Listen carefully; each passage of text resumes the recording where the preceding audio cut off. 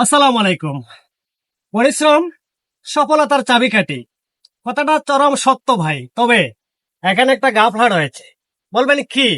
প্রিয় ভাই, আপনি যদি জায়গা বুঝে পরিশ্রম না করতে পারেন, এখান থেকে কখনো সফলতার মুখ দেখতে পারবেন না।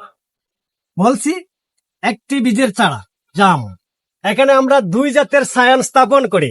এই যে দেখেন, এখন হবে কি ভাই, এখানে একটু পরিশ্রম করছি। পরিশ্রম করার ফলে একই গাছে হবে দুই রকমের জাম।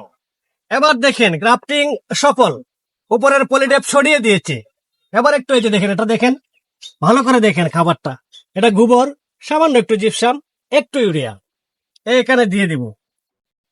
এখানে দিয়ে দিব। গাছটা যখন আমি হাতে নিলাম, যেটাকে রিপোর্টিং করব, তখন আমার শামীম ভাই বলে যে গাছটা বিক্রি হয়ে গেছে। আরে ভাই, গাছই তৈরি করতে পারলাম না, সে বিক্রি করে দিল, এটা কেমন কথা? আপনারা একটু কমেন্ট বক্সে বললেন তো যে এরকম গাছের চাহিদা কেমন হতে পারে। না হয় বেশি করে তৈরি করব। আল্লাহ হাফেজ।